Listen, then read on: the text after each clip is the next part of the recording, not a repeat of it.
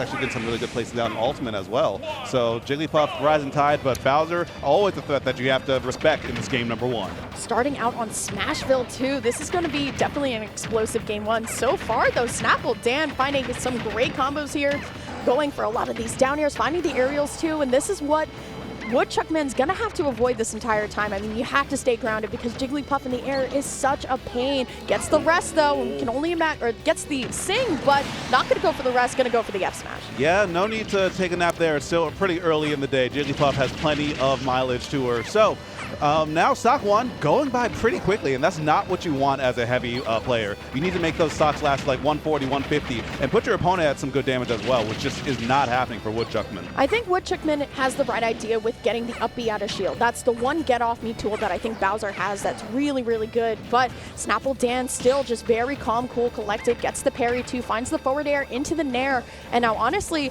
just letting Woodchuckman come back to stage very well. Pound, okay, no punish though on the down. Yeah, I really like the stage pick as well. I mean, Smashville is something that could have been really risky for Jigglypuff, but if the Jigglypuff adjust their playstyle to kind of scrap more and take more advantage of those situations, you get some stuff like this, where Snapple Dan is absolutely running over Woodchuckman. Yeah, Woodchuckman unfortunately not even hitting the techs as well. And you can tell how confident Snapple Dan is in the matchup too, just going all the way out there, just trying to get this loose aerial in, but the F-tilt will finally put Woodchuckman in a little bit of advantage here. Let's see if they're going to be able to use all this rage and get a stock. I mean, Jigglypuff's pretty light. The F-tilt almost even KOing there. Yeah, this is exactly what Woodchuckman needed in that previous stock. If you die below 100, that's kind of an L, but if you can last this long and maybe get a rage kill, things start to stabilize a bit more. But now, yeah, you see the rage would have killed with that previous interaction if you were still at like 150, 160, but now Woodchuckman has to still play around the stock, and now you're stuck in the blender, and it's stuck on kill. You might be done here. The trade, that's not good. I feel like Woodchuckman isn't doing a terrible job of getting out a lot of these Jigglypuff combos. I feel like a lot of the times, though, when Bowser's just kind of freeze up, they do just kind of get fared into the blast zone. But honestly, Snapple Dan doing a very, very good job of holding this lead very well, utilizing the entire stage as well, but going to punish the Flame Breath with a rest right there, nice and easy. I want to talk about the stage once again, because honestly, I'm very surprised that we went here. You were talking about it. Sometimes taking heavies to smaller stages is not really advised, right? But honestly, it just goes to show how prepared Dan, or Snapple Dan, is ready for this matchup. Yeah, and we saw the rest attempt. Oh my God, pixels away. I think I even saw the Phantom Sparks on that. That would have been the absolutely the coolest play. Yeah, but instead we get, a little bit of clip, just an LOL moment. But hey, you got the win. You got the win, and you got the rest. It just took the little bit of a scenic route. All right, so we're going to Battlefield, but I have to call out the music pick for the Valedictorian Elegy. This is a good song. I don't know if you've ever really listened to it. Battlefield, though, what do you think about the pick, especially going from the side of Bowser into Jigglypuff? So a lot of people tend to pick Battlefield because they want to trap their opponent's landings, but when you play against an opponent, not only with that many like multi-jumps, but the aerial mobility of Jigglypuff, you can not really trap her. So I guess you're just going for bigger blast zones, aiming to live longer, as I said, capitalize on rage a bit more.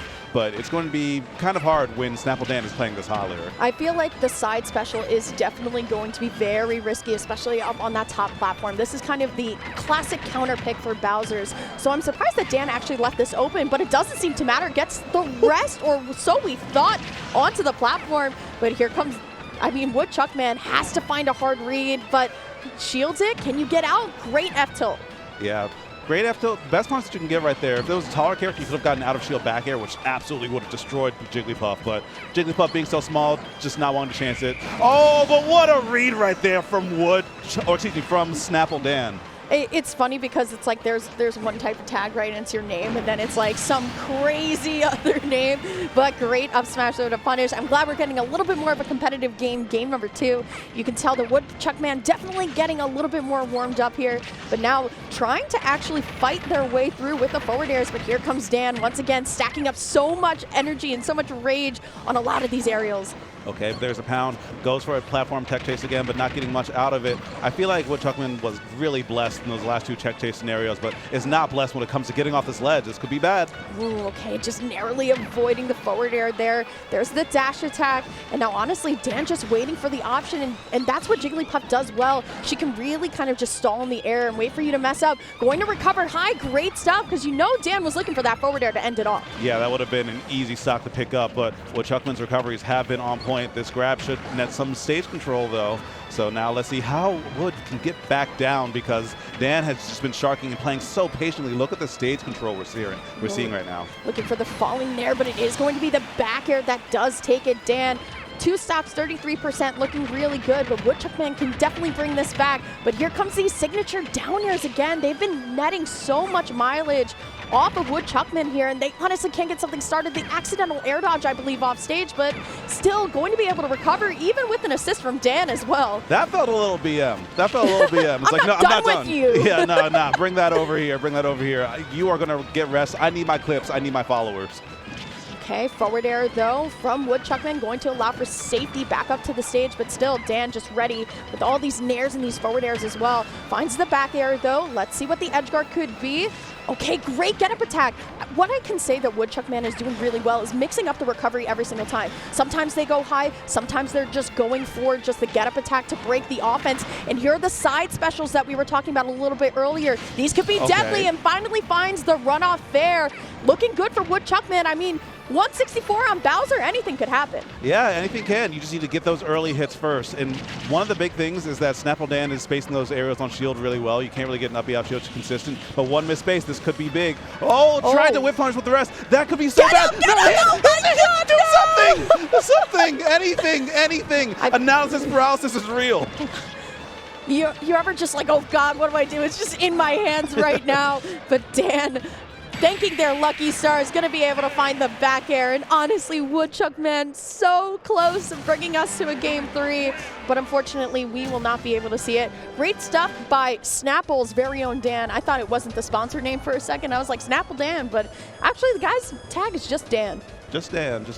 Just Dan. Do you know how many Dan the Mans there probably are in like the Smash It's universe? still a cool tag. It is a good tag, for sure. But big congrats to Dan for moving on. Always love seeing some Jigglypuff. Always love seeing some Bowser. But man, the analysis process at the end, I felt that in my soul. Yeah, we got to bring this back, Devin, if we can, because this was a heartbreaker. Honestly, could have gone up there with like the Bowser bomb potentially, and then seen something else.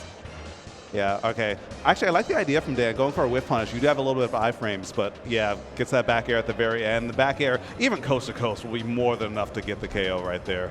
Love to see the sportsmanship as well. So once again, everybody, welcome to Apex 2022. I'm Lyric. This is J-Dog.